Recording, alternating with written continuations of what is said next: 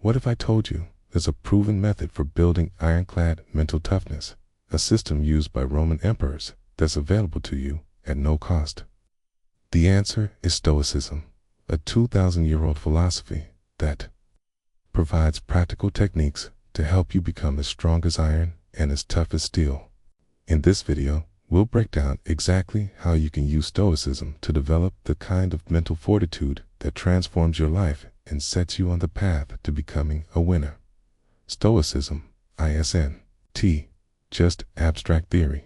It's a practical system, a toolkit for the mind forged in the crucible of real-world challenges and designed to be virtually indestructible. But here's where most people misunderstand mental toughness. They believe it's about gritting your teeth and powering through sheer willpower. The problem is, willpower is finite.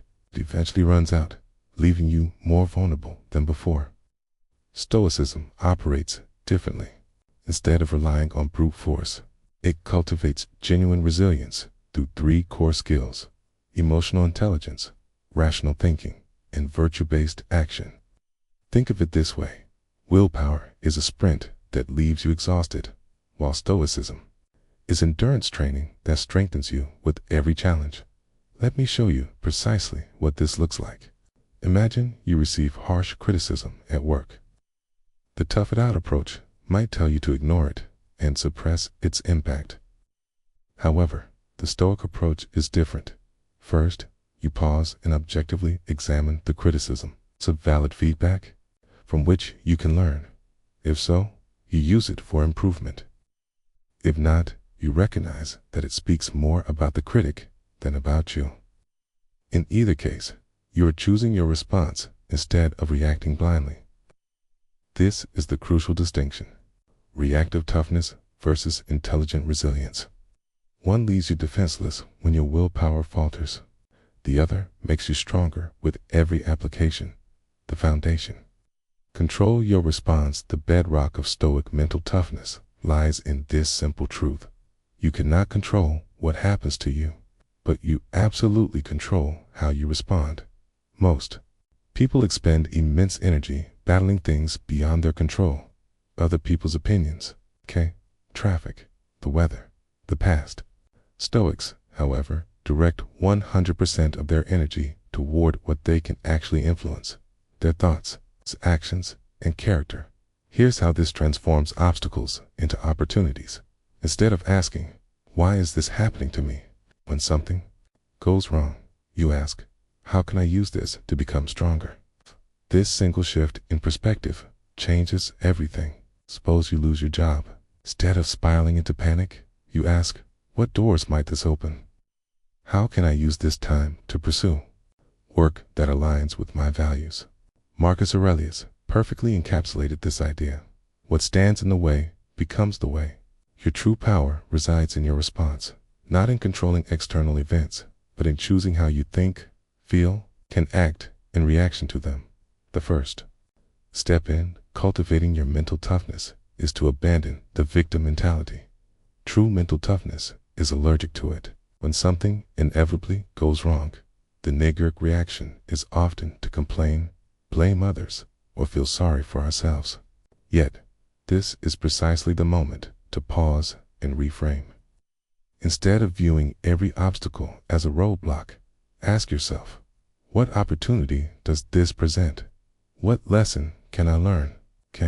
How can I use this to become stronger and, in a word, better? Marcus Aurelius, in his Meditations, beautifully states, "The impediment to action advances action. What stands in the way becomes the way." Ponder that for a moment. The very thing that appears to be blocking you is, in fact, paving the path forward.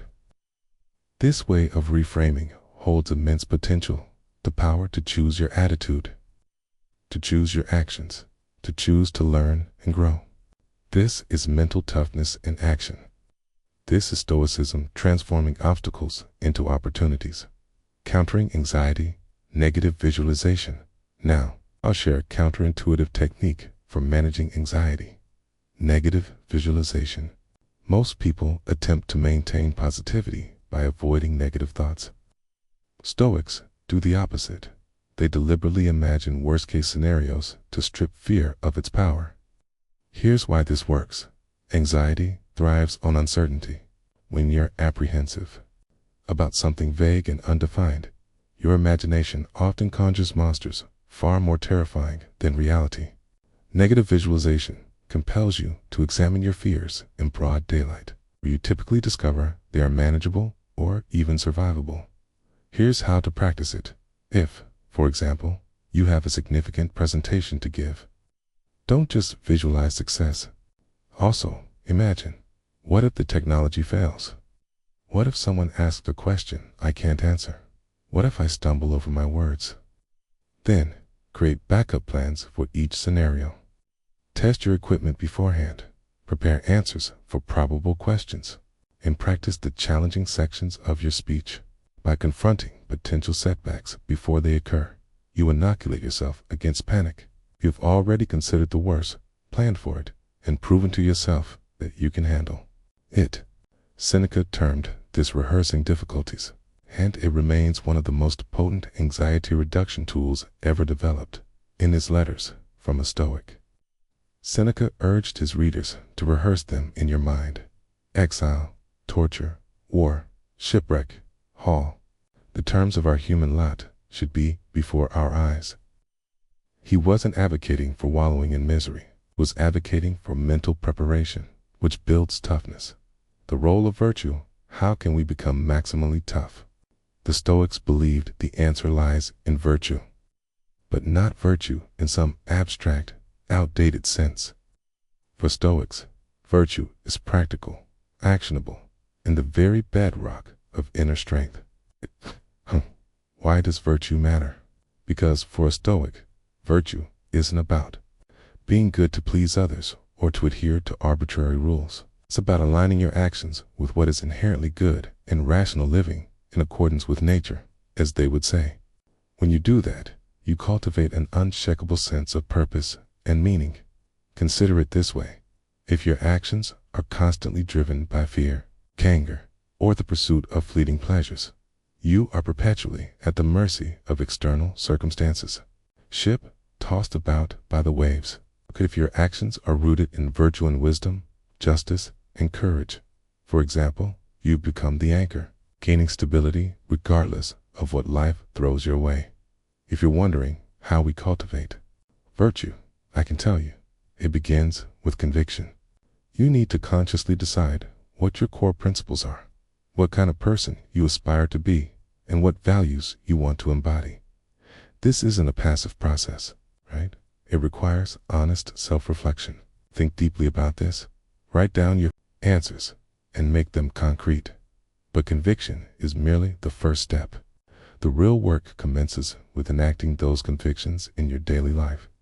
It's not enough to know what is right. You must consistently do what is right. This is where Stoic practice becomes invaluable. Every day presents opportunities to exercise virtue. A difficult conversation offers a chance to practice courage and justice. A moment of frustration provides an opportunity to practice emotional moderation. Helping someone in need is another chance to put justice into action. The key is to consciously choose the virtuous response, even when it's difficult. Start small. Choose one virtue to focus on each week. Consciously look for opportunities to practice it. At night, review your day. Where did you succeed? Where did you fall short? What can you do differently tomorrow? This consistent, intentional practice is what builds inner strength. It's what transforms you from someone who was reactive and vulnerable to someone who was proactive and resilient. Embracing Amor Fati. Loving your Fati, most powerful Stoic concept, is Amor Fati, loving your fate. This doesn't imply passivity or accepting mistreatment. It means embracing everything life presents as raw material for growth and wisdom. Most people exhaust themselves fighting against reality, wishing things were different. Stoics align themselves with what actually happens and find ways to use it. As Epictetus taught, Don't seek for things to happen as you wish, but wish for things to happen as they do, and you will have a smooth flow in life. This is arguably the most radical concept in Stoicism. We spend so much time resisting, complaining, and wishing things were different, fighting against the current of life and exhausting ourselves in the process. What if, instead, we aligned ourselves with that current? That's what Amor Fati is all about.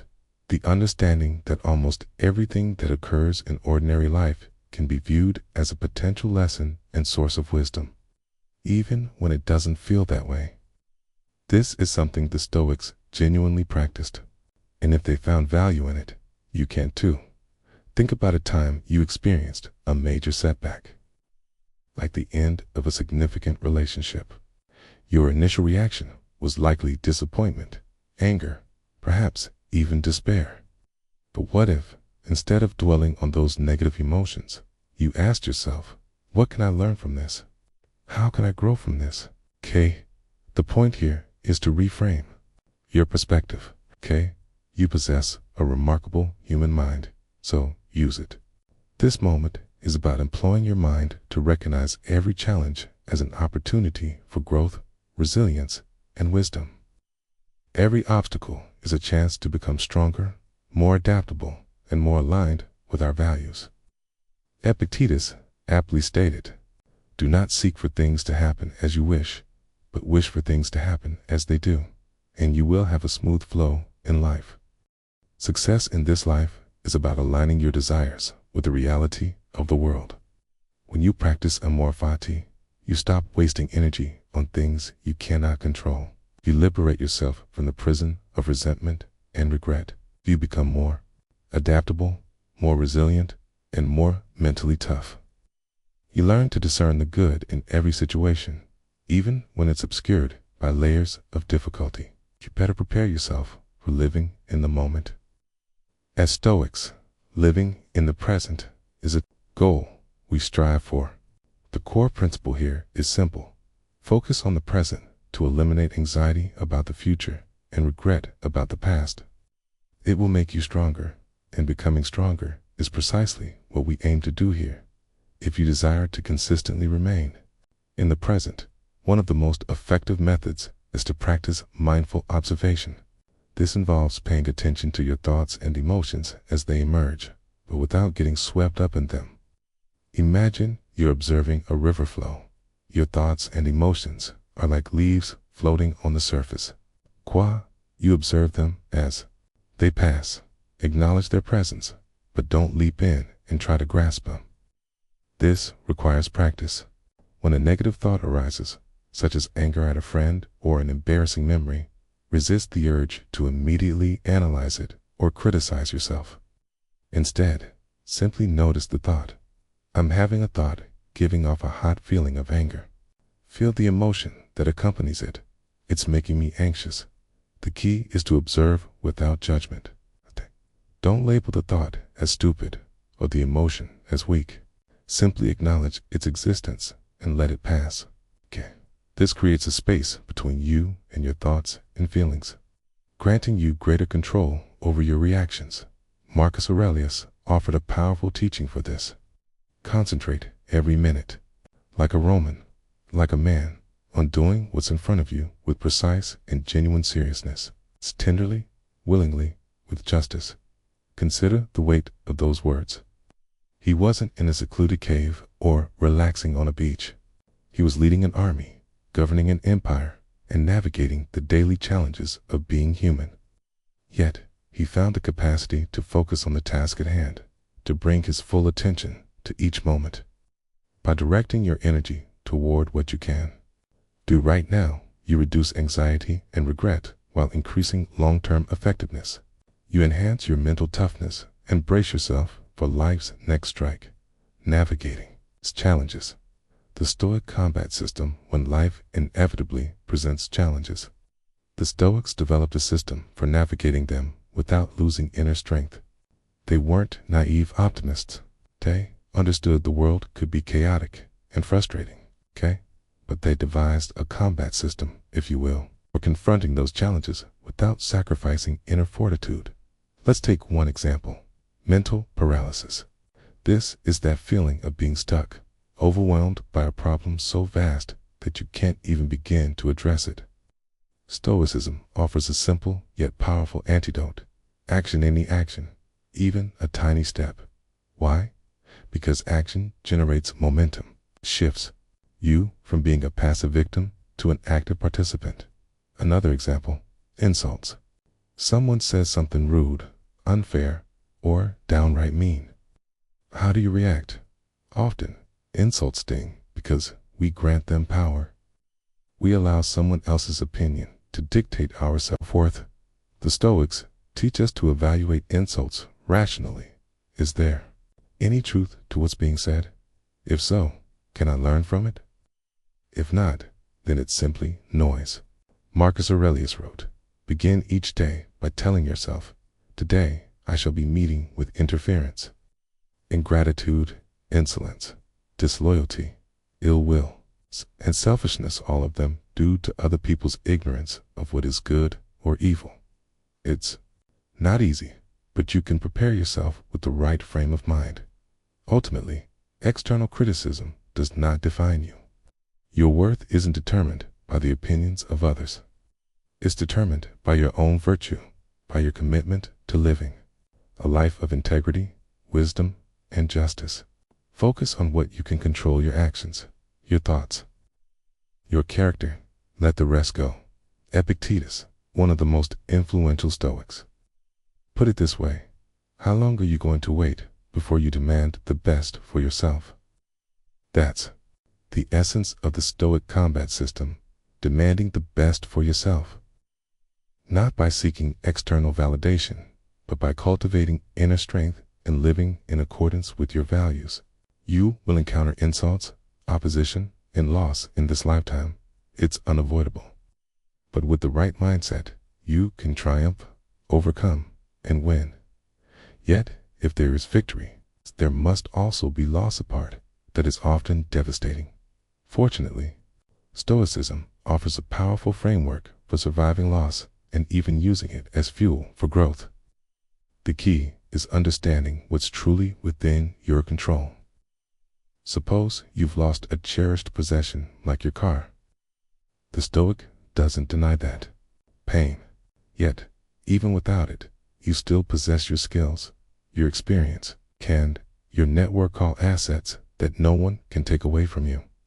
It may cost money, but you can work to earn it, and eventually you can replace it. Remember, as Seneca so wisely pointed out, you act like mortals in all that you fear, and like immortals in all that you desire.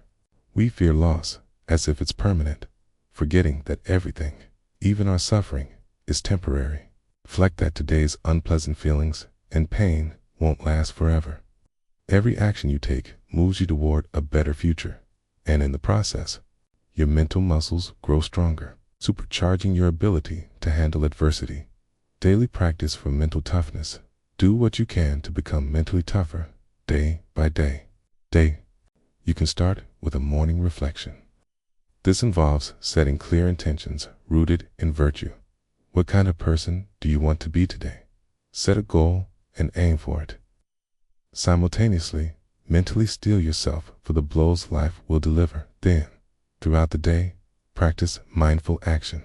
This is where Stoic principles are consciously applied in real time. Constantly ask yourself, is this action aligned with virtue? Don't underestimate the power of your evening review. Before you drift off to sleep, take a few minutes to reflect on your day. What went well?